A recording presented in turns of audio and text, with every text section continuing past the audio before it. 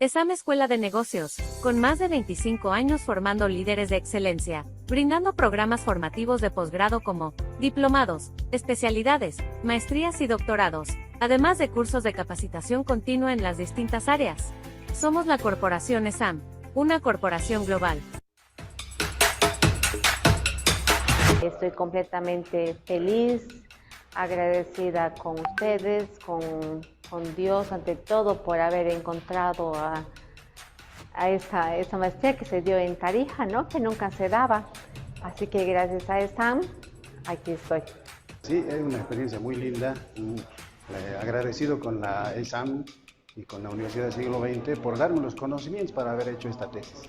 La verdad que agradecida, ¿no? Eternamente creo con ESAM por habernos presentado, ¿no? Esta maestría, tal vez mucho tiempo, ¿no? Pero lo disfruté con las clases, con mis compañeros, las clases muy dinámicas, los docentes, la verdad, muy profesionales en el área de finanzas y bueno, agradecida con todos ustedes.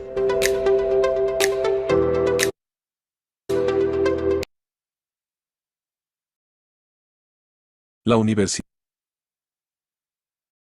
Nacional Siglo XX presenta Maestría en Sistemas de Tratamiento y Conducción de Aguas Residuales, Pluviales e Industriales, donde estudiarás temas como ser, plantas de tratamiento de aguas potables y residuales, características de agua potable y residuales, lineamientos de operación y mantenimiento de aguas residuales pluviales e industriales y mucho más. ¿Qué esperas para ser parte de esta gran experiencia? Inscríbete ahora y sé uno de los más competentes en el área. Bienvenidos, daremos inicio con este webinar. Cuenta regresiva, 10, 9, 8, 7, 6, 5, 4, 3, 2, 1, 0. Empezamos.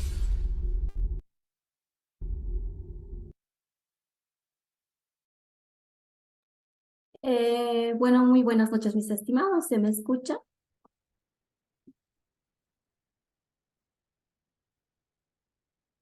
Sí, se escucha. Muchas gracias, mis estimados.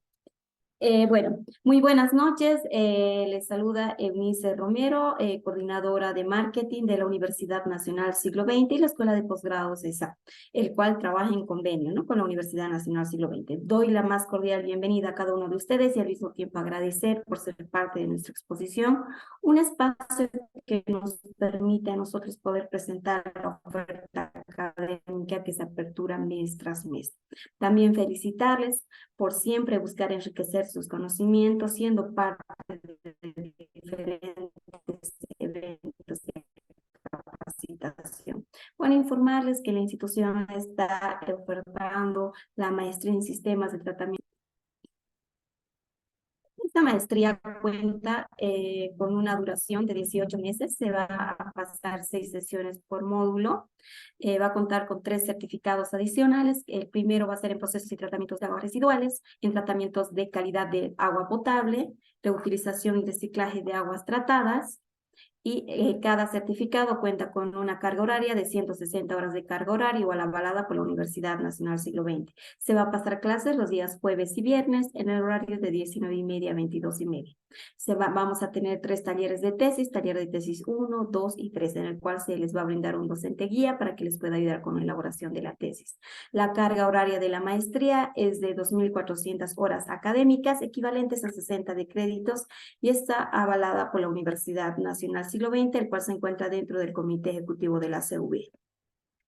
Tengo el honor de presentarles a nuestro plantel docente que va a ser parte de la maestría, nuestra doctora María Alejandra Ley Fernández, que es de Bolivia, nuestro magíster Jaime Sotero Rojas, que es de Bolivia, nuestra magíster Lina Paola Martínez Ojeda, que es de Colombia, nuestra magíster María Rosalba Angulo Reyes, que es de Bolivia, nuestro doctor Ramón Bauzo de Año, que es de España, nuestro doctor Edgar Enrique Vázquez Salazar, que es del Perú, y nuestro doctor Carlos Andrés Macías Ávila, que es del Ecuador, y nuestro magíster Marcelo Celeste Fernández, que es igual de Bolivia. Acá les presento más o menos todo el contenido que va a contar la maestría.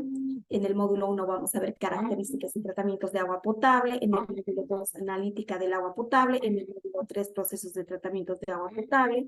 En el módulo 4, plantas de tratamientos de agua potable, parte 1. En el módulo 5, plantas de tratamientos de agua potable, parte 2. En el módulo 6, plantas de tratamientos de agua potable, parte 3. En el módulo 7, características y tratamientos de las aguas residuales. En el módulo 8, procesos de tratamientos de aguas residuales. En el módulo 9, procesos de tratamientos de aguas residuales 2. En el módulo 10, plantas de tratamientos de aguas residuales, parte 1. En el módulo 11, plantas de tratamientos de aguas residuales, PTAR, parte 2, domésticas, fluviales e industriales. En el módulo 12, plantas de tratamientos de aguas residuales, PTAR, parte 3, domésticas, fluviales e industriales. En el módulo 13, reciclado y reuso de aguas tratadas. En el módulo 14, toma y registro de datos e instrumentos y medidores instalados en PTAP. Y en el módulo 14, 15, 16, vamos a ver qué es el taller de monografía, taller de tesis 1, taller de tesis 2 y taller de tesis 3, ¿no? Como les iba comentando, en los talleres de tesis van a tener un docente guía para que les pueda ayudar con la elaboración de la tesis.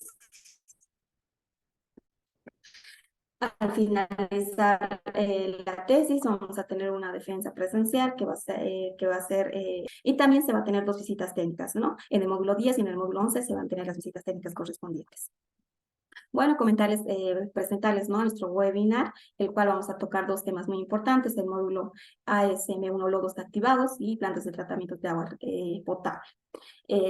Tengo el honor de presentarle, ya que se encuentra en sala, nuestro magíster Jaime Sotero Rojas Aguirre, el cual cuenta con una amplia trayectoria, es ingeniero civil con mención en estructuras e hidráulica, tiene un diplomado en educación superior, un diplomado en gestión estratégica municipal, cuenta con un diplomado en gerencia de la construcción, diplomado en geomecánica superficiales subterráneas, un diplomado en hidrogeología aplicada y una maestría en gestión del agua e hidrología. Nuestro magíster cuenta con una amplia trayectoria, cual supervisor de obras civiles, construcción de puentes peatonales, Tahuachapi, puente vehicular, Río Función Honorable, Alcaldía Municipal Zacaca, supervisor de obras civiles, construcción de puentes vehiculares, supervisor de obras civiles, mejoramiento camino vecinal, cuenta con una amplia trayectoria, puente desaguadero, puente de Copacabana. Bueno, mi estimado magíster, le doy la más cordial bienvenida.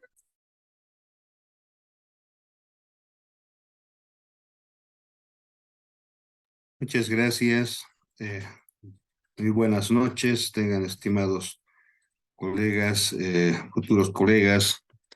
Y bueno, conmigo un poquito vamos a analizar sobre la situación de este modelo de lodos denominado ASM1, ¿ya? Bueno, prácticamente el tratamiento de aguas residuales siempre ha sido una preocupación. Antes no realizábamos un manejo adecuado, ¿no? Hasta que se ha empezado a generar múltiples enfermedades. Enfermedades que se traducía en la determinación de la vida, del nivel de vida en Europa, especialmente, cuando buscan analizar distintos modelos de tratamiento físico y tratamiento químico, y posteriormente entramos a lo que es el tratamiento biológico. Entonces, el manejo y tratamiento de aguas residuales pues muestra una principal importancia en la sociedad. Este último, más o menos en el mes de agosto, se apertura la planta de tratamiento de Albazancho, ¿no?, en Cochabamba. Se indica la segunda planta más grande de Sudamérica. La primera está en Oruro. Es una planta de tratamiento que tenía inicialmente, ya vamos a ver un poco de este análisis, lagunas aeróbicas, anaeróbicas, facultativas y de maduración, pero a veces uno dice aeróbicas de aire. ¿Por qué? Si hay poco oxígeno, ¿no? Entonces, en la actualidad hay una modificación y vamos a entrar justamente a lo que es los modelos ASM, ¿ya? Activate Sluche Model o modelos de lodos. Entonces, prácticamente, esto ha involucrado una investigación para entender el comportamiento de las aguas residuales biológicas. Y de hecho, en esto, digamos, seguramente muchos han realizado los diseños con lo que denominamos dentro de la nomenclatura de la SM1 el licor de mezcla. O sea, todo el componente del agua residual es un licor de mezcla donde se establece distintos parámetros, en este caso físico, químico, bacteriológico. Entonces, ese tratamiento de las aguas residuales por muchos años ha sido un factor importante para biólogos, ambientalistas, sanitarios, hidráulicos y toda la sociedad en conjunto. Entonces, buscar estos estándares de calidad en los efluentes era analizar cómo se comporta el agua, y de hecho vamos a darnos cuenta que la mayor parte de nuestras plantas tienen una entrada, un efluente, un influente y un efluente. O sea, ¿qué es lo que ocurre? No hay mucho tratamiento. Las aguas ingresan, llegan en un tiempo de residencia, que la podemos verificar, y seguramente en algunas lagunas encontramos zonas muertas o cortocircuitos, y esto circula en un tiempo y sale al efluente. Pero, ¿qué tratamiento se ha realizado en todo ese trayecto? Posiblemente la temperatura, según el diagrama de Monod, nos ayude en las zonas bajas. Posiblemente también la humedad relativa, pero sin embargo no son todas las condiciones para todos los meses. Entonces, con el crecimiento de la población, obviamente las urbanizaciones llegan a abarcar inclusive en lugares muy cercanos a las plantas de tratamiento, ¿no? La norma, desde lo que antes era DINASBA, Prosabar, Yacupac, nos indicaban los primeros capítulos y la formulación de esta norma, y en la actualidad DIGESBA o IBNORCA, lo último, que estas plantas deberían de estar por lo menos de 500 a 1 kilómetro lejos de la zona urbana, ¿no? Pero sin embargo, si visitamos nuestras plantas de tratamiento, una gran mayoría están pues asentamientos nuevos, ¿no? Se han generado nuevas vecindades, y esto, bueno, la gente se acostumbra a vivir en medio, y bueno, si las plantas de tratamiento no están bien tratadas, vamos a empezar a sentir algunos olores que vienen especialmente de los lodos, ¿no? Entonces, con esta situación en nuestro país, vamos a ver, esto ya, el reporte del EPSA, de la gestión 2019, que está publicado en el Internet.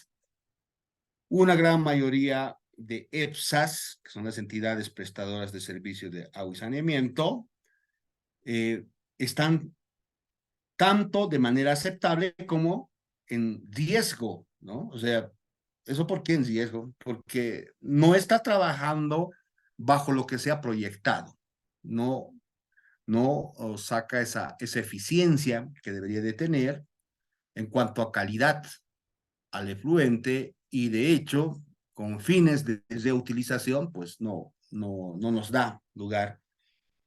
Una gran parte de los tratamientos son del tipo lagunaje, ¿no? Ya les decía, lagunas aeróbicas, anaeróbicas, facultativas, las de maduración, y que desde antes, bueno, se han sacado normas que provienen en función del CEPIS. Tenemos Metcalf, por ejemplo, el libro que hasta ahora lo manejamos, y bueno, ya vamos a entrar también a Metcalf en cuanto a las nuevas tecnologías.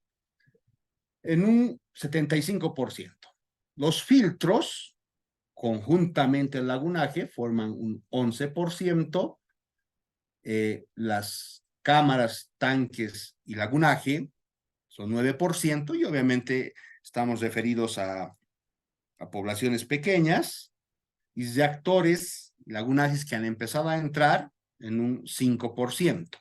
Bueno, prácticamente el reporte que se tiene es, por lo menos hasta el 2019, 70 EPSAs que son controladas, de las cuales los datos que se reportan de estas 70, solo 39 muestran información, ¿no? Entonces hay información inconclusa.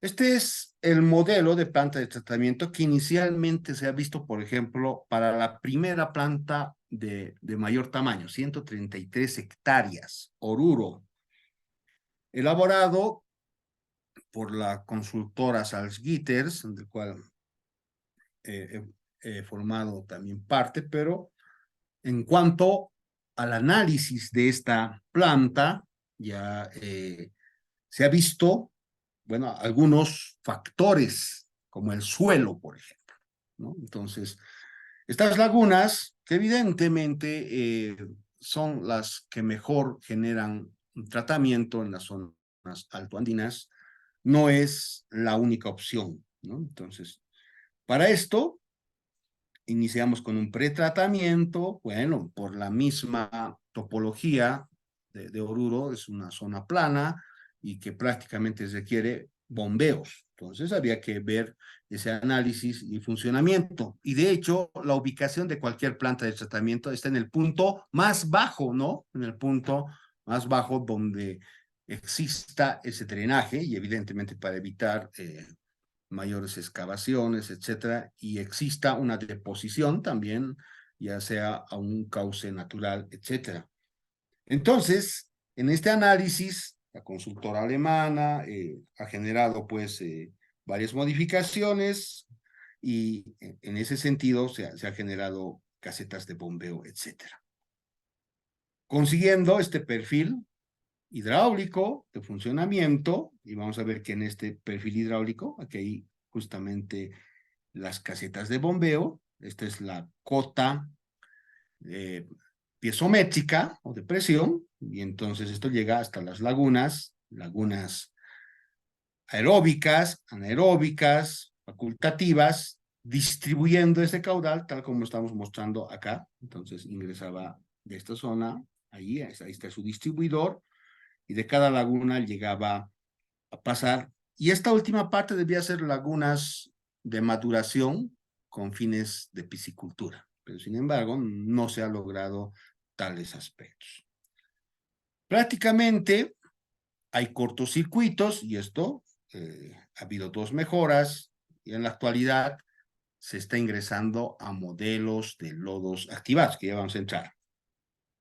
Cochabamba presenta recientemente la inauguración de esta planta con reactores que está en Albasancho, ¿no? Evidentemente se indica es la segunda planta más grande de Sudamérica. Bueno, sí, en tamaño es mayor a la de Oruro, y bueno, la de Oruro, por ejemplo, tiene un error en escala. No debería de tener ese tamaño, pero sin embargo, al final ya ha salido un proyecto y ha salido una ejecución de lo que antes Naciones Unidas era una pequeña laguna de apenas 3 hectáreas.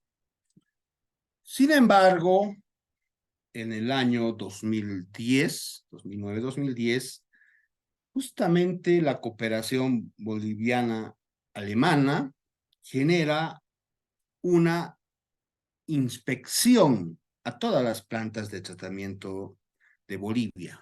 El doctor Waldman genera un estudio, y después de recopilar prácticamente el funcionamiento, manejo, presenta unas recomendaciones para la elección de plantas de tratamiento de aguas residual y que sean aptas para Bolivia.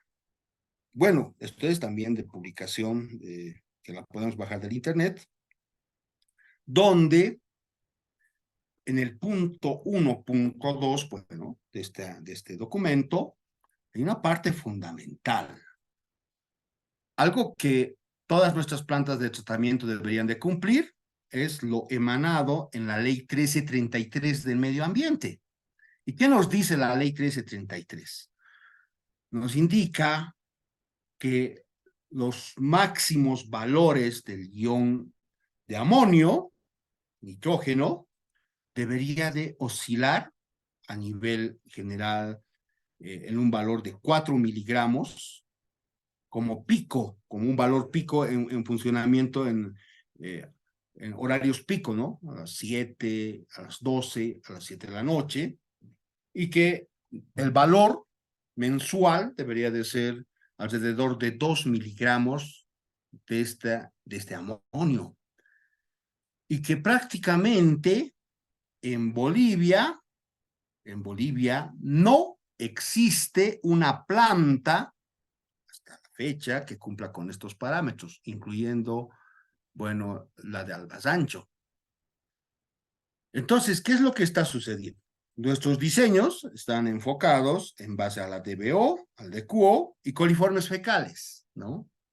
Tratamos de ver un valor de diseño del orden de los 80, en DBO 100, 80, DQO 250, coliformes fecales 1000. Pero si estamos en algunas zonas, especialmente en comunidades donde existe bastante ganado, hay mataderos clandestinos, pues este DBO es alto. Y aún así, si uno quiere realizar un tratamiento, y eso es ocurrido en revisión y evaluación de proyectos, pues tendríamos que tener una serie de lagunaje, por ejemplo, ¿no? De más de 12 lagunas. Entonces, de ahí que los mataderos tienen que tener pues su propio tratamiento y cualquier infraestructura que vierta sus aguas. Poco preocupados en Tarija, existe un montón de instituciones, en este caso, fábricas o dedicados a la industrialización de la leche, por ejemplo. Tiene un DQO alto. Entonces, en ese análisis, lo que no se ve es cómo reducir el nitrógeno y el fósforo, especialmente el nitrógeno y fósforo, porque lo que el efluente saca, inclusive no es apto para los sistemas de riego, porque hay que tomar en cuenta que tanto el nitrógeno y el fósforo son, pues, elementos que ayudan como fertilizante, ¿no? Nutrientes que requiere un cultivo. De hecho, tenemos una guía para ese tipo de manejo. Entonces, se han realizado posibles combinaciones en base al DQO, al DBO, pero aumentando ahora estos factores del amonio, el ion amonio, y a la vez analizar el nitrógeno total de Kendall, ¿no? El nitrógeno total, la remoción del nitrógeno total de Kendall, que ya vamos a un poco analizar, y clasificando, que obviamente dentro de estas combinaciones, que una planta del tipo I es la más exigente que cumpla todas estas características. Esto es lo que nos dice la Ley del Medio Ambiente 1333. Evidentemente nos muestra del DBO, DQO y del amonio como parte del nitrógeno. Acá está cuánto debería ser el límite permisible de descarga del efluente a nivel diario, 4 miligramos litro, y a nivel mensual, 2 miligramos litro. Pero también nos habla de los sulfuros, y de hecho, también vamos a analizar esta parte de los sulfuros, que debería estar en el orden de 2 miligramos litro y 1 miligramo litro. De hecho, los sulfuros forman parte de los gases de efecto invernadero y no analizamos nada al respecto. Bueno, los laboratorios se limitan a lo que nos dice la norma boliviana 688 y bueno, sabiendo que la Ley de Medio Ambiente también tiene sus atribuciones y sus penalidades, ¿no? que muchas veces no le damos mucha importancia. O sea, con esto quiero entrar como preámbulo. Este amonio o amoníaco que vamos a analizar está establecido dentro del modelo ASM1, Activate Sludge Model, un modelo de lodos activos o activados. Este documento que vemos acá, que ha sido promulgado en 1987, es un análisis de los conceptos y procesos estequiométricos y cinéticos. Bueno, y acá vamos a ver que existe un ingreso, una zona de aireación óxica y una zona anóxica. Bueno, acá mismo puede estar, y esto pasa luego a un decantador. Metcalf, en el capítulo 11 y capítulo 12, muestra, bueno, esto seguramente muchos lo tienen en la tercera edición, esta la compramos, yo no tengo el original, pero lo encontramos inclusive en el internet, ¿no? Entonces, el tratamiento, el capítulo 11 es tratamiento avanzado del agua residual. Avanzado, o sea, si alguno ha tocado este capítulo, tendría que ver lo que es la nitrificación y la desnitrificación, por un lado.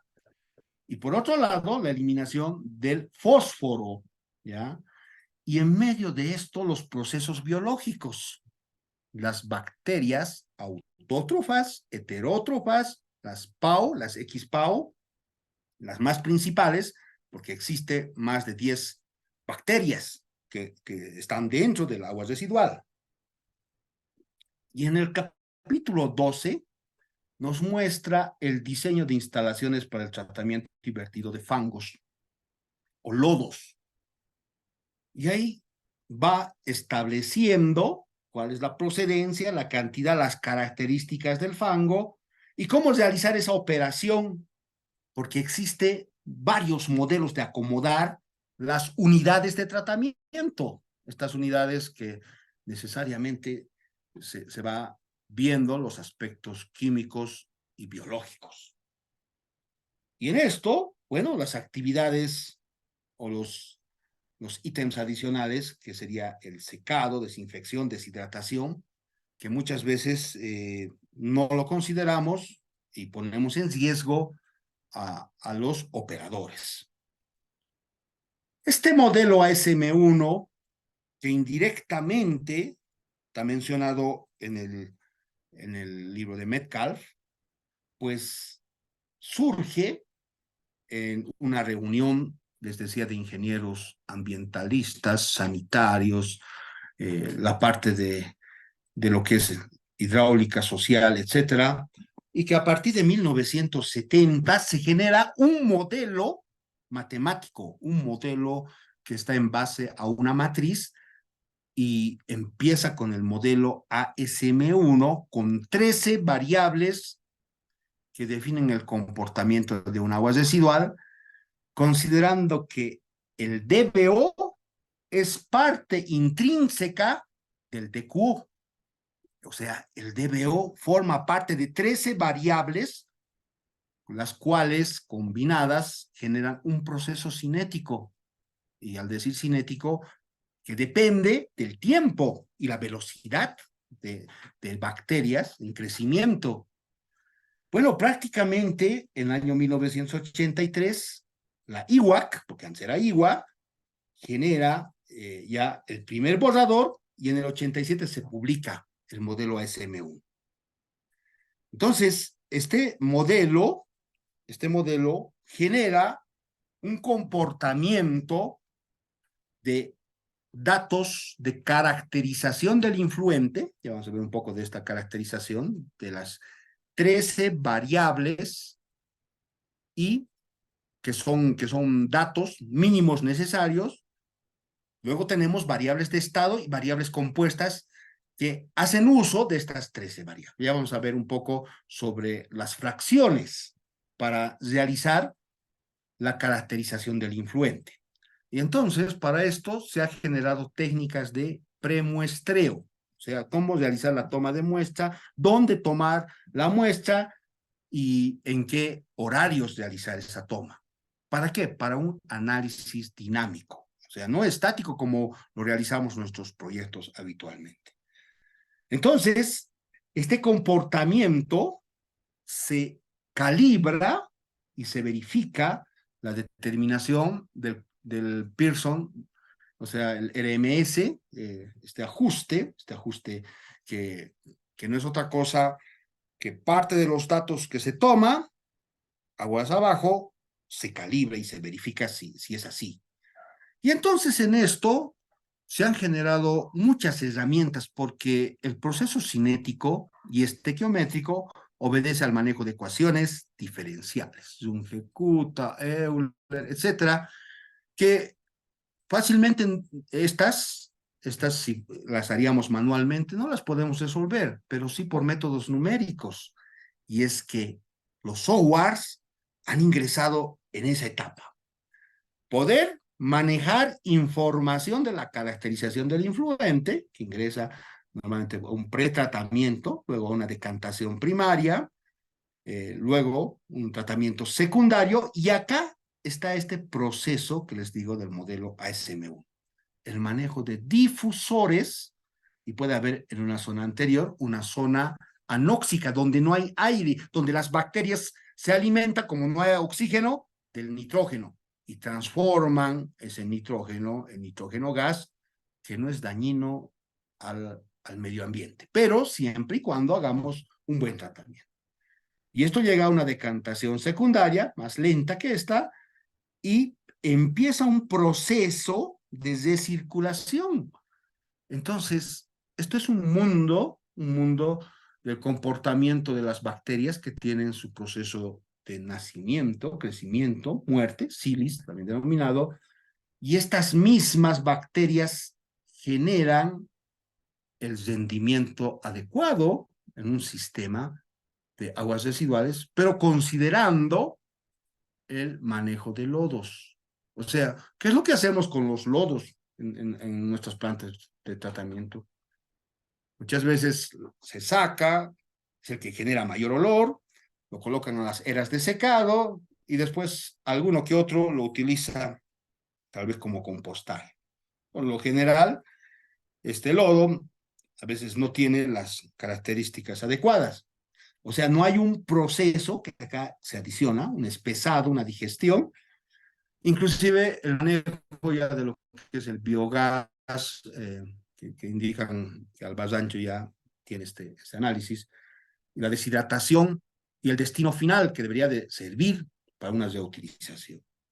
Entonces, esa recirculación se genera mediante bacterias. O sea, el sistema de lodos activados no es reciente, estamos hablando del 87. Muchos países, bueno, y no podemos considerarnos que Bolivia es un país del tercer mundo cuando tenemos todas las herramientas para poder entender este comportamiento, ¿no? Entonces, Colombia, Perú, Brasil, ya tienen este tipo de plantas que podemos llamar estaciones depuradoras, y donde se genera esta recirculación, que evidentemente tiene su costo energético. Y eso es lo que a veces uno analiza. Pero la mayor parte de nuestras plantas de tratamiento requieren estaciones elevadoras, ¿no? Casi en todo Bolivia tenemos estaciones elevadoras. Entonces hay un gasto energético. Y bueno, muchas veces, por ejemplo, en Oruro llega y constantemente, bueno, es el vertido con 5 bombas que están funcionando y una en stand-by, y algún momento al llegar una inundación lo ha quemado algunas bombas, bueno, hay ese uso.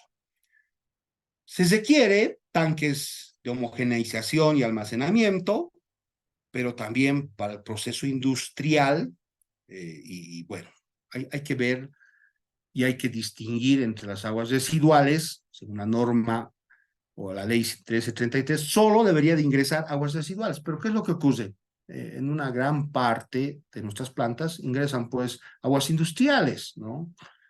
Aún así, hay que controlar los metales pesados, por ejemplo, ¿no? Y bueno, el ingreso del DBO, DQO.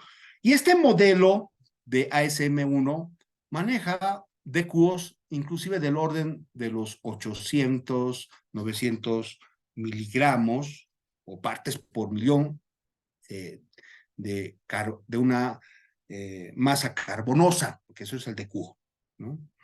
Entonces, hay procesos aeróbicos y esta zona que estoy mostrando es donde se generan los difusores. ¿Y los difusores qué generan? Oxígeno. Bueno, el oxígeno o puede tener otro gas, de tal manera que oxigenamos el agua para que las bacterias del tipo autótrofo lo conviertan y transformen este licor de mezcla en materia orgánica, un soluble, biodegradable.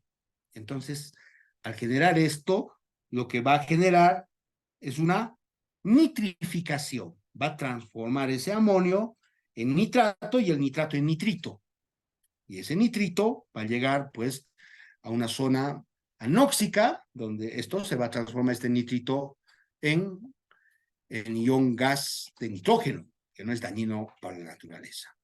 Entonces, normalmente este oxígeno que se inyecta varía de 1,5 a 2 miligramos. Y el oxígeno forma parte de las 13 variables que ya vamos a ver en el modelo ASM1. O sea, no puede existir modelo si yo no coloco difusores. Y los difusores normalmente vienen de un solo tamaño de orificio. Estos deberían de ser de distintos tamaños. Así yo puedo ir generando un análisis óptimo. Deberíamos de colocar, por ejemplo, estas que sean al ingreso, orificios de mayor tamaño y al final orificios de menor tamaño. O sea, este modelo ASM1 se presenta un consenso de varios estudios y está considerando 13 componentes, de los cuales 7 pertenecen o son derivados del DQO, son fracciones del DQO o de la zona carbonosa, y 4 del nitrógeno. Y esto aumentamos el oxígeno y la alcalinidad, que solamente sirve para la conservación de masa. O sea, ¿cómo ingresa el licor de mezcla? Denominado influente, entre una zona anóxica, aunque puede ser al revés. Bueno, si es anóxica, esto es una zona donde hay bacterias heterótrofas, las cuales, al no tener oxígeno, lo que ocurre es que se alimentan del nitrógeno y se estresan y expiden ese gas. Pasa a una zona óxica, donde estamos colocando difusores con bastante oxígeno, y esto hay una recirculación interna, que se la calcula en función de un tiempo de residencia. Luego llega al decantador secundario. Del decantador secundario hay otra recirculación externa y nuevamente las mismas bacterias generan lo que denominamos el tratamiento del diagrama de Monod. Entonces, las reacciones que se tiene en este análisis, prácticamente el amonio, el ion amonio más oxígeno, genera, esto es en la zona donde hay oxigenación, bacterias nitrosomas que son también autótrofas y transforman estas dos moléculas de amonio, de ion amonio más 3 de oxígeno en nitritos. Y los nitritos, las mismas bacterias nitrosomas, también en una zona posterior se transforman nitrobacter o bacterias igual autótrofas, agarran estos nitritos más oxígeno, aquí es donde colocamos la cantidad de oxígeno de 1,5, 2 miligramos litro, lo transforman a nitratos. Y pasa a otra estación depuradora, donde se da la desnitrificación y donde trabajan las bacterias heterótrofas. Prácticamente en todas las aguas residuales que emitimos, existen estos dos tipos y más de bacterias. Entonces, estas bacterias, al no existir oxígeno, se estresan y emiten este nitrógeno gaseoso que no afecta al medio ambiente. Entonces, estos 13 componentes, de los cuales 7 son disueltos y 6 están en forma particulada, los 7 son aprovechados por las bacterias. Y de este análisis, aquí tenemos un diagrama general, el DQO, en estas 7 partes, o sea, hay un DQO biodegradable, un DQO no biodegradable y una biomasa activa que está referido a las bacterias. Entonces, este diagrama, la suma de todos estos elementos con factores fraccionados, dan lugar al DQO, ¿no?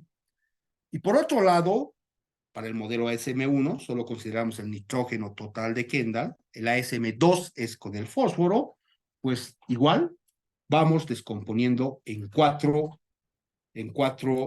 elementos. Amoníaco, que les decía, que es la parte de la transformación, por la nitrificación y la desnitrificación. Y donde interviene, en este caso, más las bacterias heterótrofas. Cada una de las características generado en la IWA, porque de hecho existen muchos programas en la actualidad, pero la mayoría de pago, como el DSAS, el DHL, pero hay algunos que son libres y algunos, y una gran mayoría educacional. Maneja estas mismas variables, las vamos a ver, SS, un DQO fácilmente biodegradable, que depende como una fracción del DQO. SI, un DQO inerte soluble, el amoníaco y amonio, los nitratos y nitritos, porque en los otros modelos, el ASM2, el ASM3, se separa el nitrito del nitrato, ¿ya?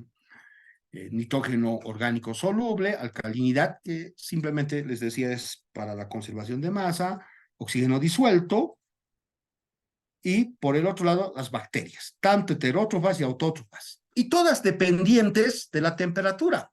O sea, uno puede decir, ¿y se puede realizar tratamiento en las zonas altoandinas? Sí, se puede realizar, ya existen bastantes experiencias. Y por otro lado, tenemos los que dependen del nitrógeno. Estas, por ejemplo, estas 3 más estas, son las 4 variables que dependen del nitrógeno y dando lugar a las 13 variables.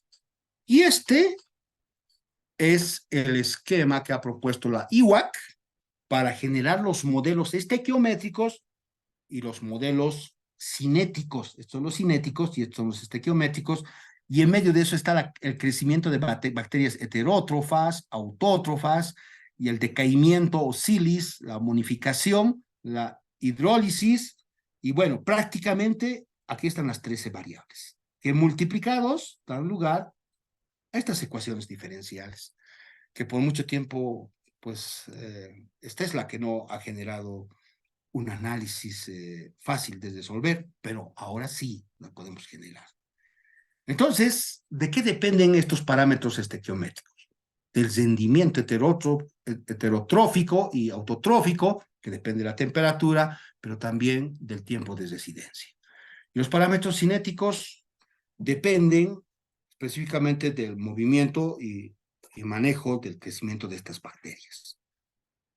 Y en esto influye lo que seguramente muchos conocen, las reacciones metabólicas, mediante el uso y manejo del diagrama de Monod, que puedo establecer el comportamiento. El comportamiento óptimo se da cerca a los 20 grados centígrados, pero no es favorable cuando la temperatura aumenta más de los 39 grados. Y de hecho, con los eventos de cambio climático, tendemos a subir, especialmente en las zonas bajas, y entonces acá ya no hay un buen rendimiento. Entonces es un factor para ver el comportamiento y el crecimiento exponencial de una bacteria.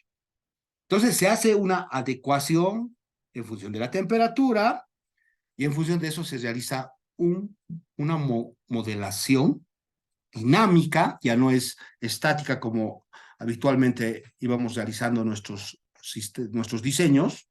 Entonces esto va como una recirculación. Y para esto, evidentemente existen, esto es parte de una tesis doctoral, las campañas de muestreo por días, por fechas, por horas, y estos son todos los parámetros que, bueno, en Bolivia no tenemos un laboratorio que pueda sacar todos estos parámetros, pero podemos aproximar. Y entonces, mediante modelos evolutivos, estas variables, estas primeras son los datos fijos, y estas otras, y van a darse cuenta en esta parte, que el DBO es parte de estas variables que se llaman de estado, y cada variable de estado, que aquí están las 13, por eso le he colocado en amarillo, dependen de estos datos de entrada. ¿Puedo modelar? Sí. ¿Puedo calibrar? Sí. O sea, en el manejo, y esto en la maestría se va a ver, métodos evolutivos que tienen que ver con redes neuronales para realizar una calibración de datos.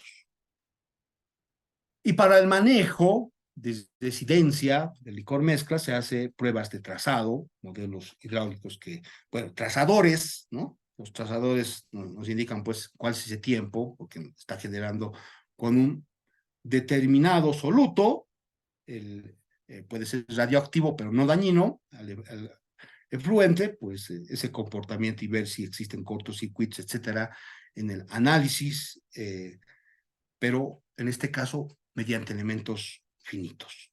¿Qué aplicaciones de software? En software vamos a encontrar pues distintos programas. Les voy a hablar de manera general. Por ejemplo, tenemos el IWA, el WEST, el Aquasim de SAS, BioWin, etcétera, que manejan desde los modelos ASM1, y posteriormente ya en el año 1995, cuando sale el modelo ASM2, donde aumentan el fósforo, pues se genera ese análisis. Esto rápidamente voy a pasar de los programas, viendo de que estamos en hora, y que prácticamente acá esto ha ido teniendo una evolución, una mejora, y los programas evidentemente, acá les voy a mostrar, estos son el modelo más simple, el que tiene 8 procesos, es el ASM1, ¿ya? 8 procesos, es rápido su proceso. El ASM2, 19 procesos, ASM2D, 21 procesos. El que tiene mayor es el BID, 36 procesos. Varios de estos procesos están explicados en Metcalf, ¿ya? Los programas que generan, bueno, vienen de universidades. Por ejemplo, Suiza ha generado el ASIM, que es un programa simulador y que lo utiliza en los temas de pregrado. España ha sacado el DESAS por la Universidad Politécnica de Valencia. Canadá, el BioWin. Dinamarca, el DHL, el EFOR, que ahora ya es parte del MIC. Y Canadá muestra el GPS-X, el otro es Dinamarca, GPS-X, que este es el programa que se va a analizar en la maestría, ¿ya? En modo educacional, pero lo vamos a entender, ya les voy a mostrar cómo funciona. Y bueno, hay otros programas, el SIMBA, por ejemplo, que tiene que ver con alcantarillado sanitario y a la vez la influencia y la dilución de las aguas pluviales, el STOAT, WEST, EDAR, Aquasim, bueno, y si ustedes ven, la mayor parte, por no decir casi todos los países, son europeos, ¿no? Y un modelo gratuito que, bueno, antes se podía bajar del internet y podíamos analizar, ahora está restringido, es el LYNX, ¿ya? El LYNX 1D, 2D. Actualmente hay una empresa, Prointec, que ha entregado sus productos y ha realizado con este modelo, ASM1, ASM2, con este programa, que es el creador, el profesor Héctor Rey, bueno, quien también nos ha dado hace mucho tiempo, bueno, este software para poder entender ese comportamiento. Y el GPS-X, que les decía, nada que envidiar con los demás programas, más bien es un buen programa porque ayuda a entender ese comportamiento cinético, estequiométrico, pero desde la manera más sencilla de poder introducir sus datos. O sea, esto es una modelación, por ejemplo, en la planta de tratamiento de Dulces Nombres en Colombia, que se ha aplicado justo el GPS-X, ¿no? Entonces, acá se ha simulado cómo es estos tanques anaerobios y los anóxicos, y bueno, acá hay una zona de aireación y unas de circulación, y evidentemente se va viendo los costos energéticos. Entonces, las ventajas de realizar un modelo matemático ASM1 es entender justamente y transformar el comportamiento de cómo se comporta una bacteria, bueno, distintos tipos de bacterias, y volverlo en procesos cinéticos y estequiométricos para ver inclusive la edad del fango. Bueno, la modelización constituye un instrumento, pues, para la toma de decisiones, más que todo para jefes de plantas de tratamiento, pero también si uno quiere analizar sin necesidad de modificar algunos elementos de tratamiento, ¿qué es lo que ocurriría? Y de hecho, yo puedo jugar de la mejor manera. Esto es un resultado que se tiene en Europa y que justamente en el módulo les hago calibrar estos datos. Es sencillo. Estos son parámetros referenciales de las variables que se tienen en el modelo SM1 para Dinamarca, Hungría y Suiza. Y a veces lo que les digo, ahí está el modelo, calibren. Si ustedes tienen sólidos suspendidos totales, los sólidos suspendidos totales se vuelven volátiles y parte de esto agarra el licor de muestra las bacterias autótrofas, pero cuando es biodegradable, porque las particuladas no.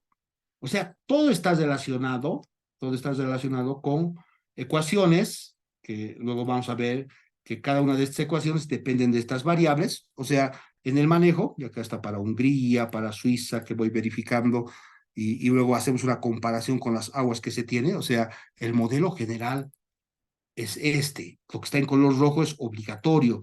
Estas son las 13 variables que tengo que calibrar. Y a veces en los trabajos ya uno aprende a calibrar. Y al final, ¿para qué? Para meter a un programa que les decía que es el GPSX, este GPSX, donde colocamos estos tanques anóxicos, donde hay la desnitrificación, ya que hay la nitrificación, hay unas de circulación, y uno analiza en el efluente el comportamiento. Entonces uno va viendo de manera cinética, dinámica, y el DQO, miren, un DQO que entraba en el efluente, y puedo yo ver aquí la caracterización de esto, entraba con 430 miligramos o partes por millón de DQO, y sale 36. O sea, ¿qué estoy cumpliendo acá? Estoy cumpliendo con el DQO, menos inclusive que me pide la norma. Bueno, acá les voy a mostrar este análisis. Esto lo vamos a cesar y aquí vamos a ver con los resultados 36 miligramos litro. En amonio, menos de una parte por millón. 2 me pide la norma boliviana, pero en Europa piden una parte por millón. Esto cumplo. Y en los nitratos, menor a 10. Y eso está en esta parte inferior. En esta parte inferior, que se puede ir viendo el nitrógeno total de Kendall. 6.95 miligramos nitroglycerin.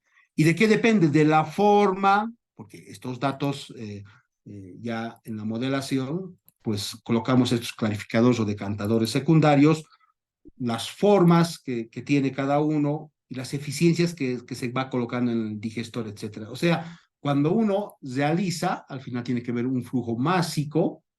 Acá podemos ver en los resultados, bueno, este anterior, cuando salgo, tengo que volver a procesar, verifico esto que se estabilice en el tiempo, y luego veo unos diagramas Sankey, ¿no? Entonces veo, hay un caudal de 500 metros cúbicos día que se va repartiendo, y ahí me está mostrando cómo es el flujo másico. Y al final, en los resultados, uno va viendo cómo se va comportando tanto los procesos cinéticos como estequiométricos.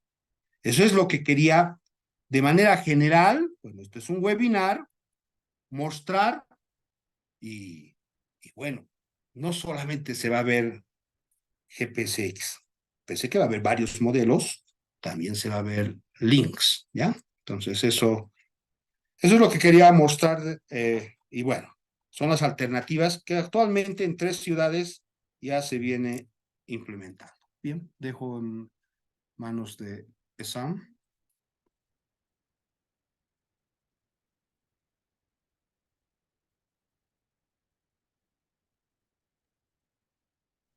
Muchas gracias, mi estimado ingeniero. Tal vez tenemos alguna consulta, pregunta de parte de los participantes.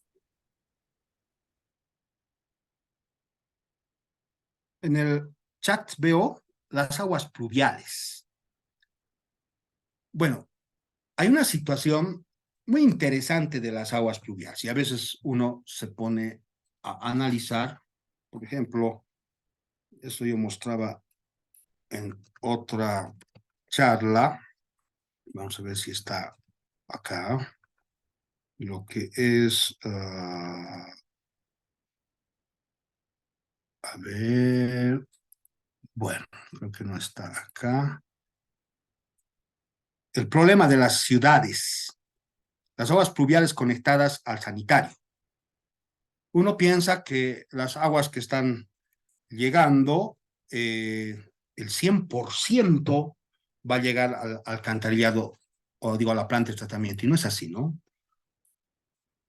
Un conducto tiene una máxima capacidad de transportar estas aguas pluviales. Evidentemente, donde no existe drenaje pluvial, muchos conectan sus casas o sus viviendas a las redes sanitarias, y lo que ocurre, esto está llegando hasta una máxima capacidad que puede moverse. Aquí hay un flujo presurizado y es un flujo turbulento. O sea, al no tener mayor capacidad de trasladar, entonces busca, y esto se hace mediante la onda dinámica, y también puede ser la cinemática, y empieza a salir de las aguas por donde más fácil les resulte, o sea, por los brocales de las cámaras de inspección. Y entonces ahí generan una contaminación en épocas de lluvia, ¿no? Entonces, obviamente, hay una dilución que se genera de estas aguas y de hecho, lo que llega, se analiza el manejo, y de hecho estas aguas también pluviales han ido cambiando, ¿ya? Son más ácidas y afectan, quieras o no, en el pH, ¿no? Entonces, y el pH está relacionado a la alcalinidad y también está relacionado al funcionamiento de la planta de tratamiento. Entonces, prácticamente estas aguas que son pluviales deberían de estar generado, bueno, muchos tienen bypass, cuando sube un cierto nivel, pues el excedente va de manera directa ya sea a una laguna, a un lago, o bueno, es vertido a una zona de aguas negras, ¿no? Y eso se encuentra en la región. Entonces, de hecho, ese análisis es ver el comportamiento de estas, ¿no? Entonces, eso sí, se analiza, y el programa GPSX nos permite realizar una modelación con aguas del tipo pluvial. Bien.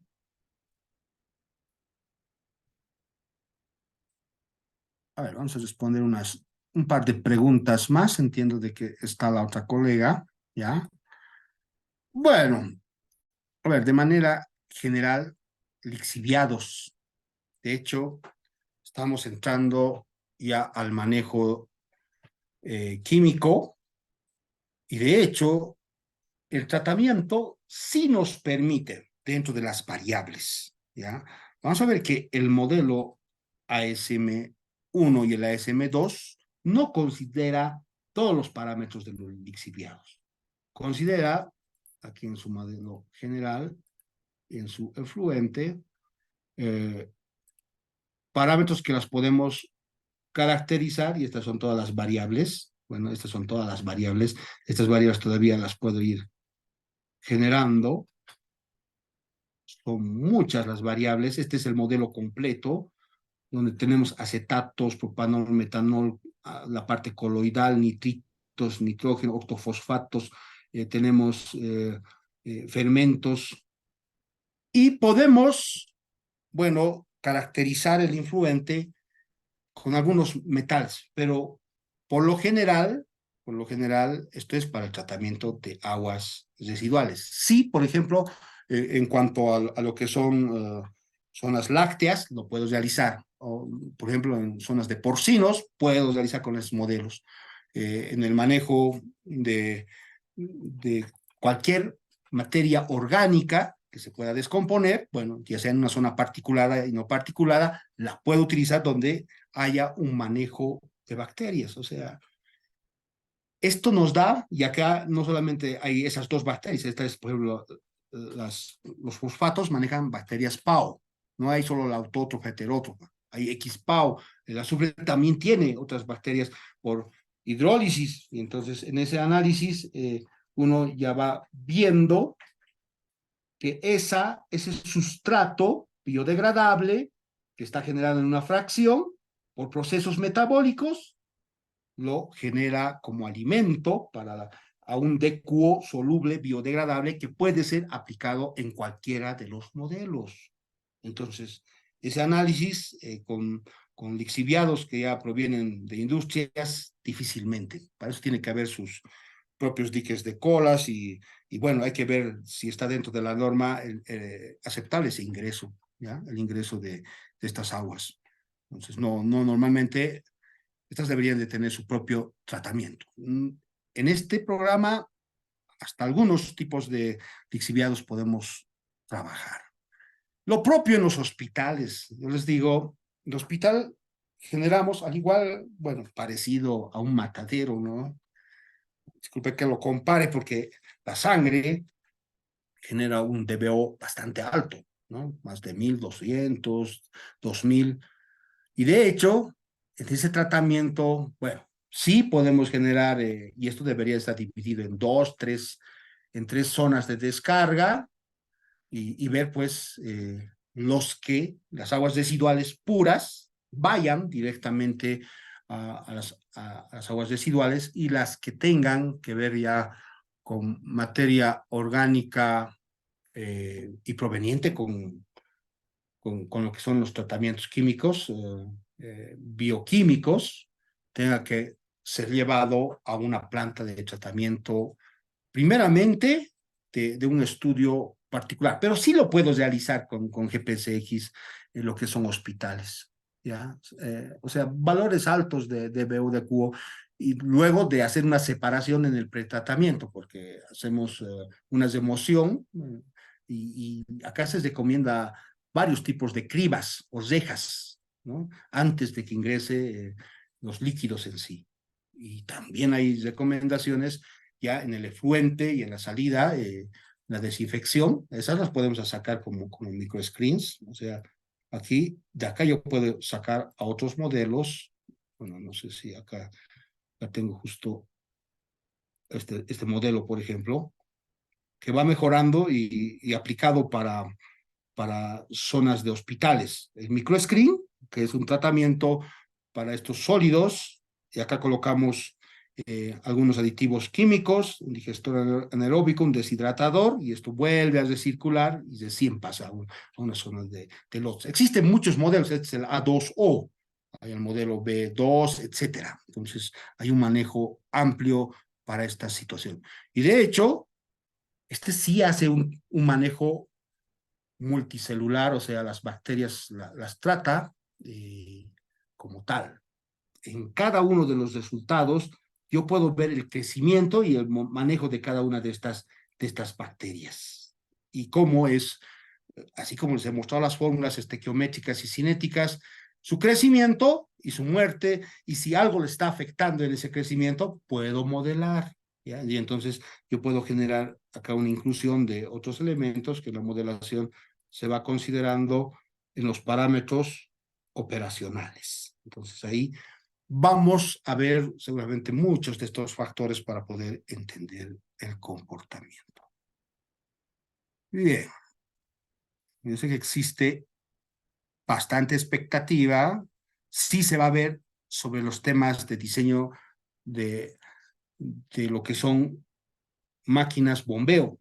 De hecho, estos modelos no pueden parar, no pueden en ningún momento decir, a ver, vamos a hacer una detención, sino generaríamos pues un problema ambiental tremendo, porque las bacterias sin el tratamiento escapan directamente a un efluente, puede generar, si no hay un buen tratamiento, un buen manejo, más bien un daño ambiental, ¿no? Entonces, para eso es obligatorio ver este análisis del tipo de bombas, y para los sistemas de bombeo están en función de ¿qué? La potencia, porque esto sí saca, por si acaso, la potencia, está en función de la potencia de la gravedad específica, ¿no? La gravedad, bueno, la gravedad específica que depende de la temperatura, o sea, la gravedad específica es 1 cuando la temperatura es 5 grados centígrados, como habitualmente se utiliza, ¿no? Por el caudal, litro segundo, por la altura manométrica sobre, bueno, si utilizamos HP 76, sobre la eficiencia de la bomba. Entonces se van a ir analizando bombas desde las que son bombas centrífugas hasta algunas bombas axiales, especialmente las axiales que son para el manejo de lodos, pero también vamos a analizar algunas bombas pistón que las podemos aplicar, ¿ya? Entonces, este valor de potencia tiene que estar en el mejor rango donde la eficiencia demuestre el punto de trabajo de la línea de cañerías, que es la que se menciona, con la curva característica de cada bomba. Y esta curva característica está en función del tamaño del impeller o el tamaño de la carcasa, dependiendo del tipo de bomba. Entonces, se va a analizar porque el programa me permite ver este comportamiento energético y vamos viendo dónde se genera este análisis. Esto sí se va a ver. Bueno, a ver, y en cuanto a los excedentes, evidentemente, por ejemplo, yo les cuento algunas experiencias donde he estado trabajando, bueno, son resultados. Me voy acá, les decía, en Oruro, por ejemplo, cómo funciona estos excedentes. Llega el agua residual, llega antes de que llegue acá, aquí está el bypass, y el bypass lleva al lago Ururu. Evidentemente, la dilución es alta, sube un nivel, los excedentes, y eso es generando. Voy a apagar por sus micrófonos. Ya, por favor, van a apagar sus micrófonos. Entonces, ese análisis se lo realiza controlando niveles en las cámaras del colector principal, ¿no? Entonces ahí se coloca acá una salida de tubería en la parte superior que trabaja como un vertedor, el diseño se hace como un vertedor, y esto va en el bypass, y bueno, ya se va analizando con rejas, etcétera, para que esto forma parte provisional del lago. Pero vamos a darnos cuenta que esto está calculado en un alcantarillado, gran parte se queda pues del agua pluvial en las zonas, ya les mostraba, las más débiles es donde existe mayor sección, o sea, las cámaras de inspección, ahí existe una deposición, ¿no? Y ese análisis cinético de la onda dinámica y la onda difusiva, con eso se analiza, ¿no? Esto evidentemente en uno de los módulos, tengo entendido, de diseño de alcantarillado sanitario, pero hidrodinámico, lo cual no está en la norma boliviana, se va a analizar, ¿no? Bueno, eso es lo que quería mostrar. Hay muchas temáticas que hablar de acá, muchas experiencias que mostrar, especialmente indicar las cosas que no hay que hacer, ¿no? Esas son las que vamos a referir en algunos proyectos, en Chucoyo, bueno, en Sucre, y algunas experiencias que sí han servido para la mejora. Bien. Entonces, bueno, sería la parte mía y agradecer su participación e instarles para que, bueno, esto yo siempre he indicado. ¿Dónde he aprendido todo esto? Con cursos de maestrías. ¿Dónde? Bueno, evidentemente en el extranjero. Y a veces es difícil a todos irnos al extranjero, ¿no? Y con la práctica, tantos años ya de experiencia, pues ver esa visión de mejorar, ¿no? Bolivia no tiene que estar en una situación tal vez tradicional, ¿no? Buscar estas nuevas estrategias. Bien, gracias, estimado. Muchas gracias, mi estimado ingeniero, ¿no? Por brindarnos todo el conocimiento. Esto es solamente una parte que hemos visto y vamos a ver más englobadamente y más detalladamente en la maestría, ¿no? Muchas gracias, mi estimado ingeniero, por el tiempo que se ha tomado, ¿no? Para brindarnos este webinar. Y ahora vamos a continuar, tenemos otra docente más, invitada, que también va a ser parte de la maestría. Déjenme presentarle a nuestra estimada magíster.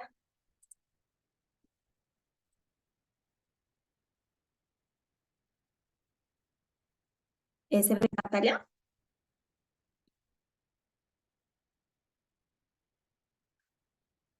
Muy bien. Bueno, tengo el honor, ¿no?, de presentarle a nuestra magíster Lina Paola Martínez Ojeda, el cual es ingeniera ambiental, tiene una maestría en ingeniería sanitaria, tiene un diplomado en dirección de proyectos de bajo lineamiento PMI, es del país vecino Colombia, cuenta con una amplia trayectoria, especialista en el diseño y operación de redes, acueductos y alcantarillado, plantas de tratamiento de agua potable, efluentes, industriales y domésticas. Ingeniera de proyectos, diseño hidráulica sanitaria, empresa de servicios públicos, acueducto, alcantarillado y OSEA, Barranquilla, Colombia. Ingeniera de proyectos en consultoría de agua potable y saneamiento básicos.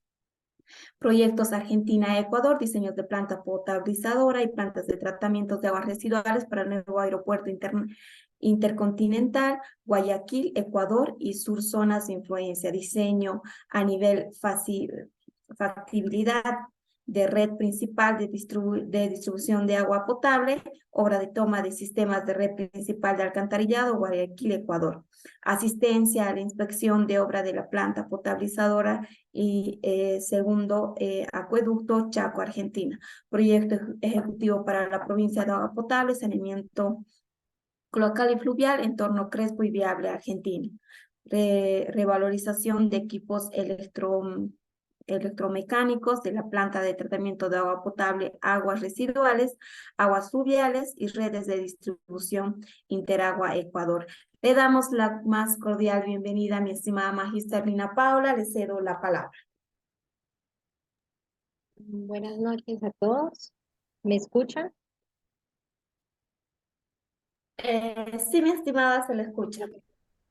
Buenas noches y muchas gracias por la participación. Voy a compartir pantalla del tema de plantas de tratamiento de agua potable. ¿Me confirman, por favor, si ven mi pantalla?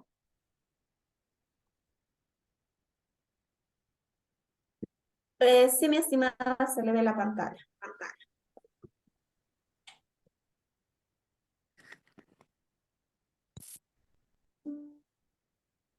Hora. En este webinar vamos a tratar a grandes rasgos lo que contempla una planta de tratamiento de agua potable y lo que debemos tener en cuenta. Ya a nivel de la maestría se verá cada uno de los componentes que intervienen en el diseño y en el tratamiento de cada una de las unidades. Como sabemos, el principal objetivo de tratar el agua cruda, el de la potabilización, es poder captar el agua cruda y convertirla apta para el consumo humano y que presente un riesgo para la salud, que es el principal objetivo. ¿Qué se debe garantizar? Que el agua, la calidad del agua para el consumo humano tenga no incluya sustancias químicas y bacteriológicamente no tenga microorganismos que afecten a la salud. ¿Qué es una planta de tratamiento? Una planta de tratamiento es un conjunto de unidades que transforman el agua cruda en potable en diferentes procesos unitarios. Hay diferentes, hay que tener en cuenta que para poder primero establecer una planta de tratamiento es necesario conocer la fuente de captación del agua cruda. También se debe hacer una caracterización del agua que vamos a tratar y de acuerdo a esto se va a establecer el tren de tratamiento que vamos a realizar. Otro de los aspectos claros que se debe tener a la hora de poder diseñar una planta, no solamente a nivel del tratamiento, sino que se deben tener en cuenta también los aspectos con respecto a la parte financiera, económica, el número de habitantes a quien vamos a abastecer, porque al final ellos son los que van a pagar la tarifa por el servicio que se les va a prestar. También considerar toda la parte ambiental y de las zonas topográficas donde va a estar ubicada nuestra planta. Básicamente, para poder tratar el agua necesitamos hacer una caracterización de la misma. Esto es una normativa, la de ustedes de Bolivia, en el caso de ustedes, donde se debe tener ciertos parámetros físicos, químicos, bacteriológicos y otros complementarios que yo debo realizar, y de esta manera voy a poder determinar cómo va a ser mi tren de tratamiento. Dentro del análisis físico tenemos lo que son turbidez, color, sabor, temperatura, la cantidad de sólidos totales disueltos y suspendidos. También depende del agua que vamos a captar. Tenemos muchos minerales, también la parte de dureza, calcio, magnesio, hierro, manganeso y demás factores, también los bacteriológicos, que son los coliformes totales, que es como lo medimos, y la Escherichia coli, y la TBO, conductividad de oxígeno disuelto, pero todos estos parámetros dependen de la calidad del agua que estemos captando. Cuando una vez tenemos el tratamiento del agua, debemos cumplir con unos valores máximos aceptables, en este caso para la norma boliviana, que es la NB 512. Estos son los valores máximos aceptables que tenemos que garantizar para poder tener el consumo, para que ésta pueda abastecer a una población y sea de consumo humano. Podemos observar que la turbidez tiene que estar un valor máximo de 5 NTU, no debe presentar olor, color ni sabor, tampoco debe tener lo que son coliformes totales y Escherichia coli, por lo menos tener que tener menor a 2 unidades formadoras de colonia. Y también miramos la cantidad de minerales que se debe, digamos, considerar los valores máximos aceptables. Una vez nosotros ya tengamos todo claro, la caracterización del agua, cuáles son los parámetros de calidad que me exige la norma. Para Bolivia es esta norma, por ejemplo, para Colombia estamos regidos por el RAS. Esta ha tenido diferentes actualizaciones.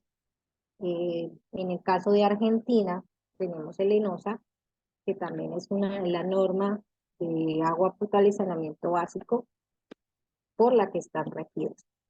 De acuerdo a los sistemas de potabilización, vamos a mirar cuál sería un tratamiento a grandes rasgos mencionarles según el origen de agua que yo capto. Si captamos agua subterránea, que por lo general son los acuíferos, y estos se alimentan de las precipitaciones por escorrentía. Por lo general, la calidad de agua de esos acuíferos es muy buena, pero en ocasiones puede tener alto contenido de hierro y manganeso, puede tener un contenido de calcio y magnesio, lo que hace que el agua sea moderadamente dura, que es lo que conocemos la terminología de dureza, y que pueda presentar una baja concentración de oxígeno disuelto. En el caso de que al captar el agua subterránea, nuestra calidad microbiológica es buena, tenemos concentraciones de minerales que son menores a los valores permisibles, no solamente se hace un tratamiento con desinfección con cloro. Ya en el caso de que el agua subterránea que se esté captando tenga un alto contenido de hierro y manganeso, se hacen ya otros procesos que son como la oxidación, que puede ser con permanganato de potasio, cloro u ozono. Se hace un proceso de filtración, o también se puede hacer un proceso de precipitación. Cada uno de estos procesos acompañados de un proceso de desinfección. En el caso de que presentemos aguas duras, necesitamos un proceso de ablandamiento. Como ya les había mencionado, el agua dura es porque tiene un alto contenido de calcio y magnesio.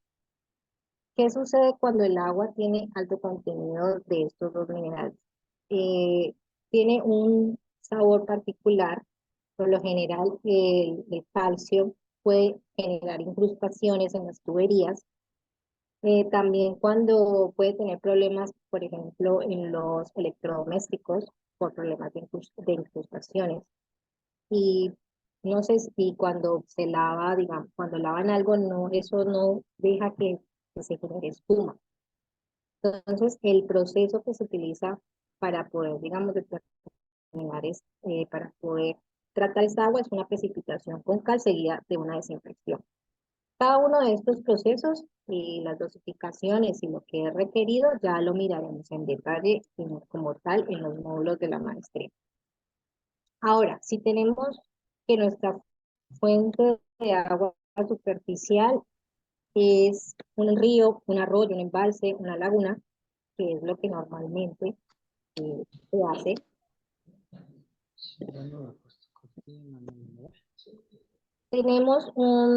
Podemos hacer un proceso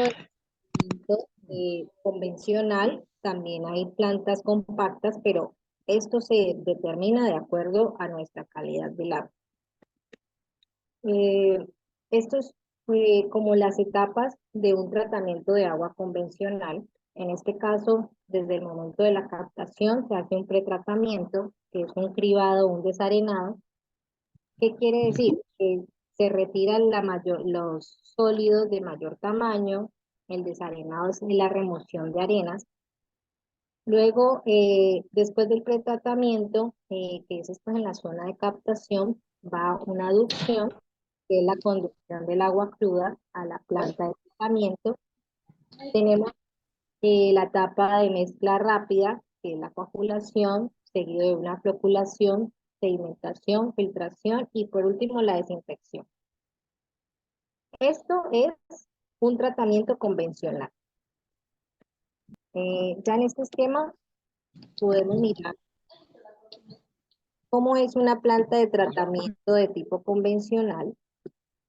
Como les mencionaba, aquí podemos observar lo que es la captación. Se hace un muestreo, la caracterización. El agua, digamos, el agua se puede captar por un sistema de bombeo, de diferentes tipos de bombeo.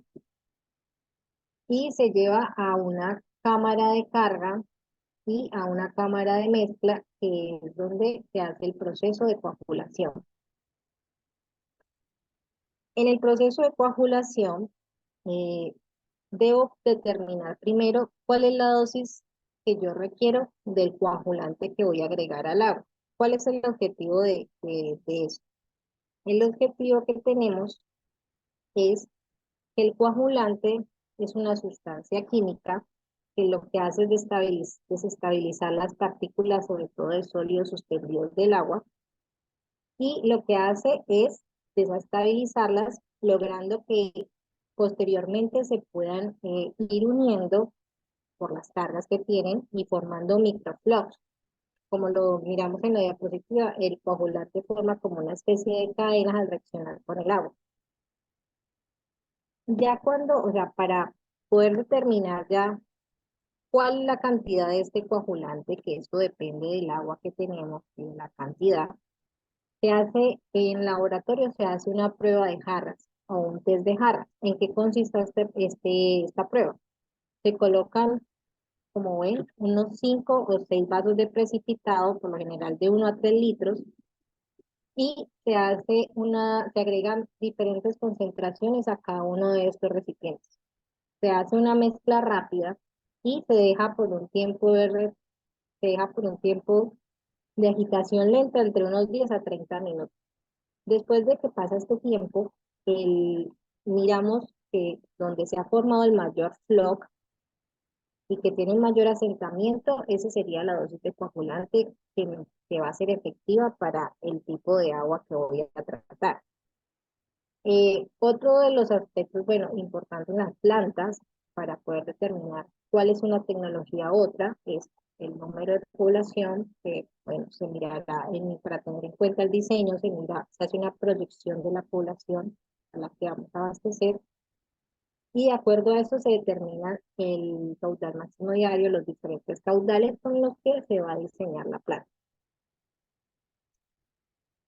Ya tenemos el proceso de coagulación, que es para remover los sólidos suspendidos que tenemos en el agua y los coloides. Ya nuestra segunda etapa es un proceso de floculación. Hay diferentes tipos de floculadores. Hay floculadores que son floculadores hidráulicos, que tienen baffles y lo que hacen es que permiten que el agua tenga un flujo sinuoso, que lo que hace es que permite que las partículas que se coagularon empiecen a unirse y a formar los flocos. Hay otro tipo de floculadores que son los de mezcla mecánica, que es las que estamos observando aquí en la diapositiva, en donde por lo general son 3 compartimientos, donde cada compartimento tiene un gradiente de velocidad que va de mayor a menor. El objetivo es que el flujo vaya recorriendo todas estas unidades, pero de manera lenta para que el floc se vaya formando y no se vaya a deshacer. Ya una vez tenemos este proceso de floculación, ya vamos a una etapa de sedimentación. Ya cuando se forman los flocs, como lo observamos acá, se empiezan ya a unir todas las partículas de turbiedad, de sólidos suspendidos, de coloides. Como son partículas de un mayor peso, yo necesito que se separen del agua. Para eso utilizo el proceso de sedimentación y hay diferentes tipos de sedimentadores. Hay unos que son de alta tasa, que lo que hace es que hay unos módulos que son modulares. Las partículas, digamos, que vienen del floc, lo que hacen es ascender, luego por el peso caen y permiten que el agua clarificada se pueda recolectar en la superficie. Pueden haber diferentes maneras, pero lo más común es que se utilicen canaletas que tienen unos vertederos y que permite la recolección de agua. Esto, que haya una recolección de agua uniforme. Ya una vez tenemos el agua clarificada, esto va generalmente a un canal central y después de este canal central necesitamos que las partículas suspendidas o coloides que no pudimos remover en los anteriores tratamientos puedan ser removidos en un proceso de filtración. En el proceso de filtración, en este caso, vemos que es un proceso de filtración donde pasa el agua por lo general por un medio poroso. Este medio poroso generalmente puede ser arena y también grava. El agua pasa por este lecho poroso y las partículas que necesitamos remover van quedando retenidas dentro del filtro hasta que logramos que un agua, digamos, el agua pueda, digamos, eliminar este tipo de partículas. En los filtros también tenemos filtración rápida, filtración directa, filtración que depende de los filtros, dependen del lavado, que hay, digamos, filtros de lavado mutuo, en donde cuando se hace un lavado del filtro, estos filtros tienen donde va soportado el lecho poroso, que va la grava, la arena, va en una especie de boquillas o puede ir una matriz Leopold, o sea, un método Leopold, en donde lo que se hace es que cuando yo lavo un filtro, el agua va en contracorriente. Entra por debajo de este soporte, puede ser solamente con agua o también se mezcla agua y aire y permite que eh, el, digamos, permite que el lecho se pueda lavar y eliminar todos los sedimentos que digamos, colapsan el lecho, porque llega un punto en que las partículas quedan retenidas en el lecho y por tanto no hay, digamos, no hay una buena eficiencia de filtración. Cuando eso pasa, es necesario hacer los lavados. Una vez ya tenemos el proceso de filtración, para poder eliminar principalmente lo que es todo lo que es la parte microbiológica, necesitamos realizar una desinfección. Por lo general, la desinfección en las plantas de tratamiento convencionales, estas son cuando son más que todo como caudales más grandes, eh, se utiliza cloro gaseoso, en donde lo que se hace es inyectar una cantidad de cloro, que eso lo determino en una dosis adecuada y que me permita un tiempo de contacto. Aquí lo que vemos es una cámara de contacto. Entonces, esta cámara de contacto lo que me va a permitir es que el agua, el flujo del agua tenga un tiempo de retención determinado. Puede ser alrededor de 10 a 15 minutos y que permita que el agua pueda tener contacto con el desinfectante que yo le estoy aplicando.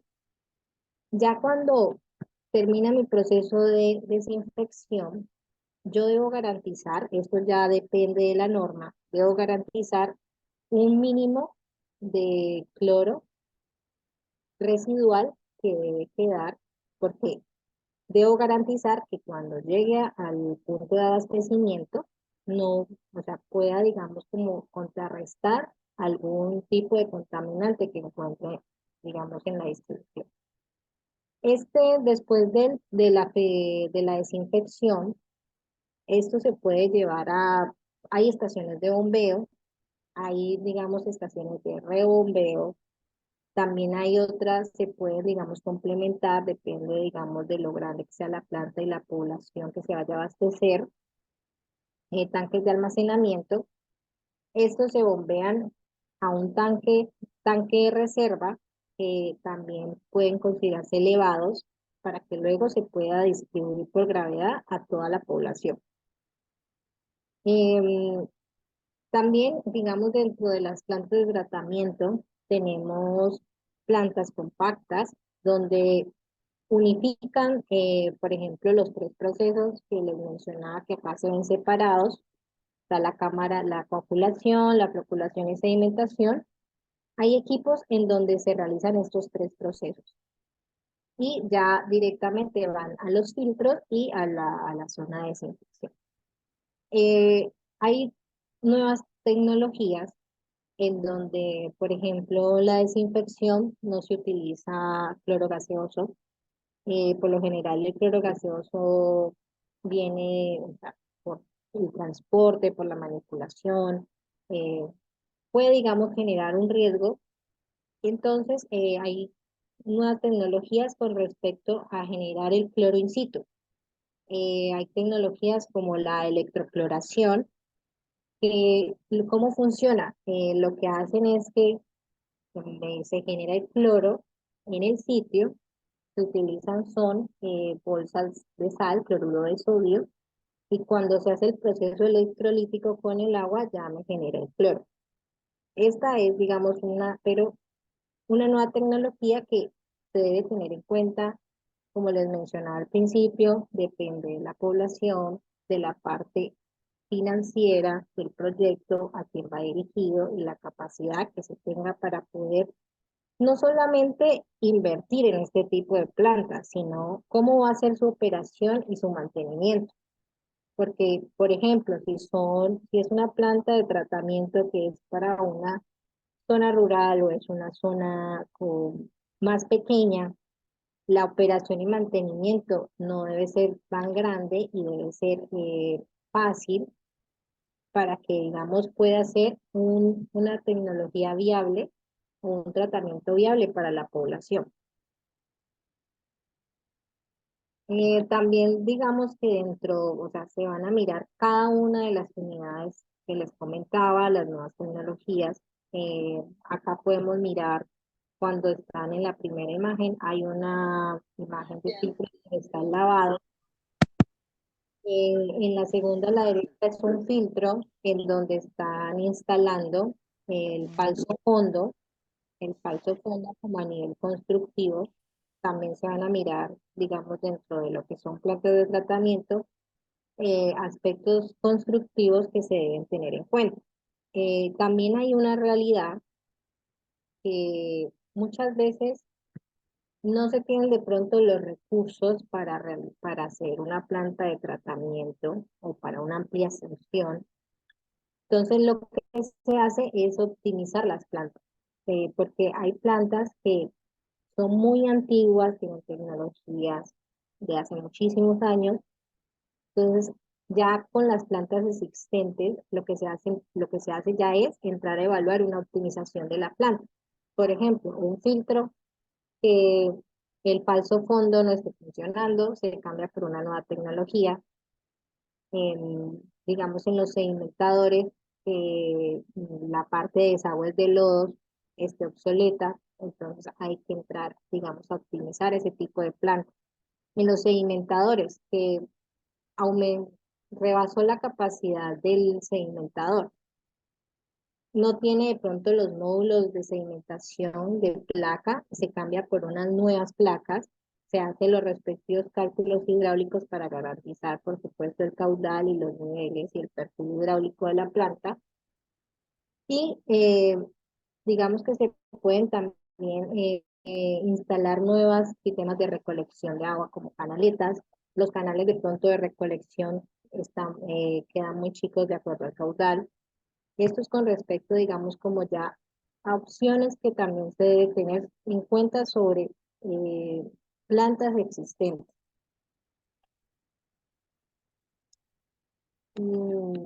Esto era un poco lo que les quería compartir de lo que vamos a mirar dentro del módulo de la maestría. Se va a ver el diseño de cada una de estas unidades y las diferentes alternativas que se tienen.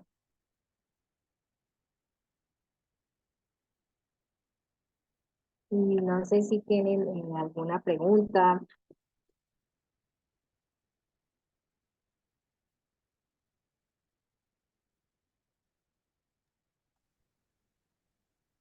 Muchas gracias, mi estimada ingeniera. Tal vez si hay algunas consultas o dudas, lo pueden ir escribiendo en el chat o tal vez levanten la mano para hacer las preguntas correspondientes.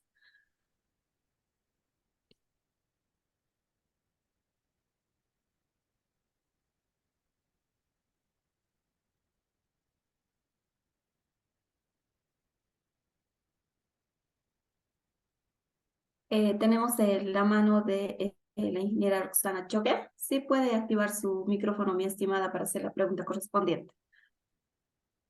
Buenas noches. Mi consulta es la siguiente. Ahora, como vemos en nuestra realidad, no tenemos muchas fuentes de agua cruda, como dice, y no sé si es una alternativa tratar el agua residual doméstica para hacer, claro, su previo tratamiento para obtener el agua potable o agua de consumo, para yo que sea futuro o ya implementar desde ya, ¿no? Para que muchas fuentes naturales no se agoten. Bueno, eso depende mucho de, bueno, lo que nos va de pronto a regir ese tipo de tratamiento es la calidad del agua que nos exige. Para el agua residual se debe cumplir con unos parámetros más estrictos. Y es de pronto en lo que se está trabajando, se tienen que utilizar tratamientos no convencionales o mucho más avanzados, que muchas veces de pronto estas tecnologías en este momento son un poco más costosas, que son, digamos, para ya remover micropartículas como todo lo que son nanofiltración, ultrafiltración, osmosis inversa, que también se utiliza para el tratamiento de agua de mar, que es otra alternativa que se está mirando, no solamente de agua residual, sino que se pueda captar de el agua de mar. En este momento es pronto el costo de operación, pero ya hay muchos avances tecnológicos en donde se busca justamente que la tecnología se pueda acceder un poco más a este tipo de tecnologías.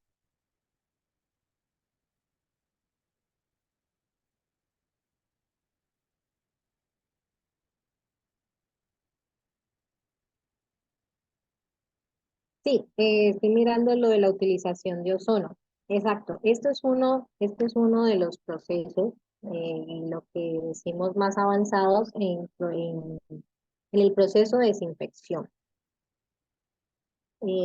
Esto está basado exclusivamente en los costos de operación de la planta que se deben tener en cuenta.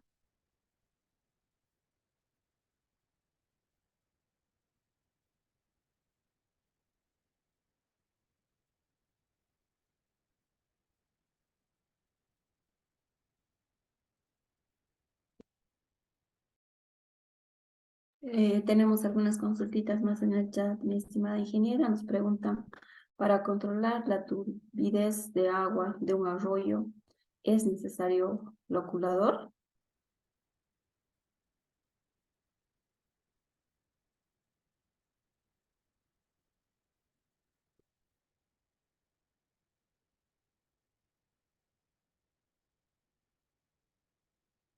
Listo, ¿me escuchan?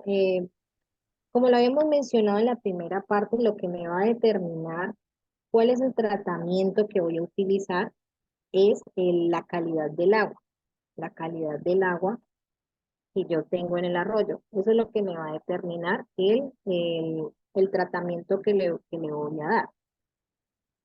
Depende de estos parámetros, pueda que no necesite un floculador, sino que pueda hacer una filtración directa y una desinfección.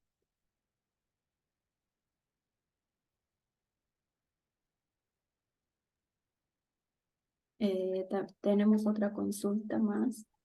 Nos preguntan si es que, ¿qué costo de operación de la planta tiene un costo estimado promedio?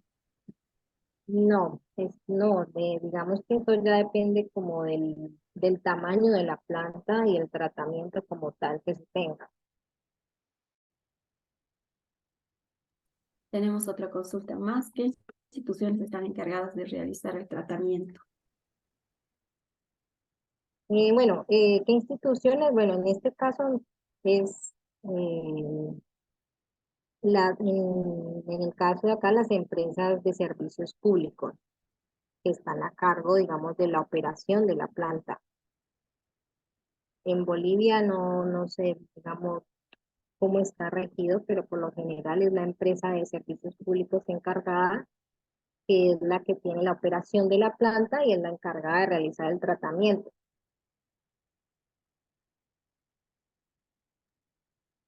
Tenemos otras consultas más, mi estimada ingeniera. Dice, ¿de qué depende el tipo de coagulante a ser utilizado en la potabilización del agua? Ok, esto del tipo de coagulante, hay muchos tipos que son sulfatos de aluminio, sulfato férrico, sulfato ferroso. Esto depende exclusivamente de la calidad que tenga el agua, del pH que tenga, digamos, como en el agua que he captado.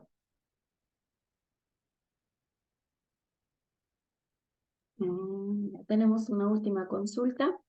En el caso de fuentes en sectores como el salar, tiene alto conductividad eléctrica. En esos casos, ¿qué tipo de tratamiento se usa? En esos casos es muy utilizado los procesos de ósmosis inversa, que es un sistema por membranas.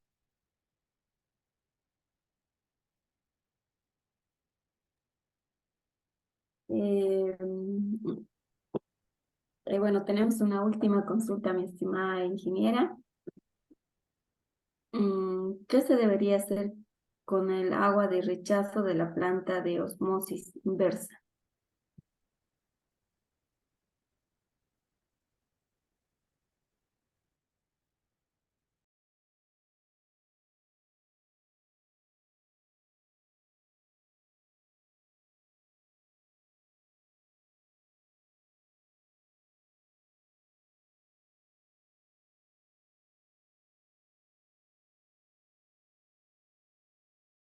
No se le está escuchando, Inge.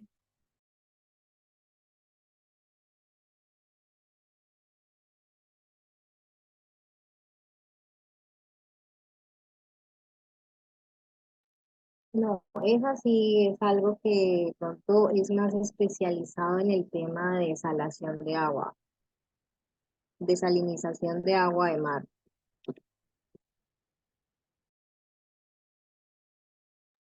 Y tenemos, bueno, una última consulta. Dice, ¿se puede potabilizar el agua salada utilizando energía solar? Sí, de hecho hay varios proyectos en los que se está avanzando en el tema. La cuestión de la parte de utilización de energía solar es cómo se almacena el agua, la energía que se capta de los paneles, que es en este momento digamos, que lo más costoso de la operación, porque es las baterías que almacenan este tipo de energía. Pero sí es una opción. Eh, yo por lo menos hice una tesis de investigación, una remoción de microalgas de una fuente superficial contaminada, en donde justamente se comparaba cuál era qué tan efectivo era utilizar celdas, paneles solares con respecto al consumo de energía. El proceso en el que yo estaba llevando a cabo es por electroflotación, que es por electrólisis. Y entonces, como uno de los parámetros en este tipo de procesos es el alto consumo de energía, la opción que se evalúa es utilizar una energía alternativa como lo de la energía solar.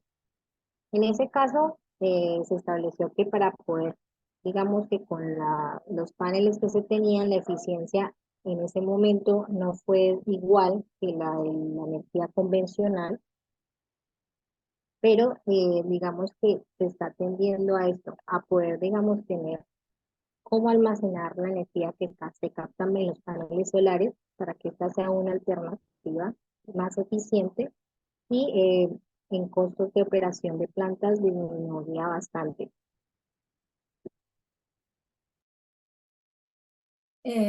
Muchas gracias, mi estimada ingeniera, por aclararnos todas las dudas que tienen en la sala. Bueno, volverles a invitar, ¿no? Esta es solamente una parte muy pequeña que se va a llevar en la maestría. Se nota que tienen tal vez muchas consultas más que tienen que realizarlas. Entonces, se les invita, ¿no?, a inscribirse a la maestría de plantas de tratamientos de aguas residuales. Y por el grupo se va a enviar que es el link para que ustedes puedan ir llenándolo. Este va a ser para el certificado de participación que se les va a emitir. En cuanto a este webinar que ha sido, bueno, que se ha llevado a cabo ahora, va a ser grabado, está siendo grabado y se les va a enviar también por ese medio. Muchas gracias, mi estimada ingeniera. Tal vez algo más que decir para despedirse. Y muchísimas gracias a todos por la participación. A usted, mi estimada, por brindarnos un poquito tiempo, ¿no?, para poder ser partícipe de este webinar. Bueno, mis estimados, tal vez tenemos alguna consulta, pregunta. Pueden levantar sus manitos. En cuanto a la maestría, tal vez todo está claro.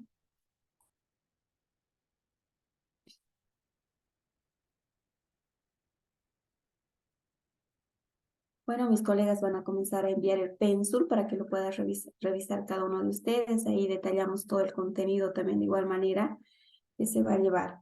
En cuanto a, tenemos algunas consultitas, y en cuanto a la titulación intermedia, la titulación va a salir como una maestría, mi estimado. Una maestría de 2.400 horas académicas, equivalentes a 60 de créditos, y va a estar avalada por la Universidad Nacional Siglo XX. El enlace para la certificación lo van a enviar mediante el link mediante el grupo, y ahí ustedes les van a dar hasta el día de mañana para que lo puedan ir llenando para el certificado de participación. Por el momento todavía no vamos a abrir una especialidad, pero más adelante sí se va a abrir una especialidad en el área. Sí, en este momento mis colegas seguro ya están enviando que es el pénsul para que lo puedan ir revisando, más todo el currículum del plantel docente que va a ser partícipe de esta maestría. ¿Cuándo va a empezar la maestría? Esta maestría va a dar inicio ya este mes que viene. En este caso estaríamos dando inicio el 26 de octubre con la presentación del programa. Y nos preguntan si se puede habilitar algunos módulos como diplomado dentro de la maestría. No, mi estimado, es específicamente una maestría, los cuales va a tener una duración de 18 meses. Bueno, mis estimados, agradecerles por el tiempo que se han tomado para poder ingresar a este webinar. Cualquier consulta, duda que tengan, los asesores van a estar respondiendo mediante el grupo. Que tengan muy buenas noches. Hasta luego.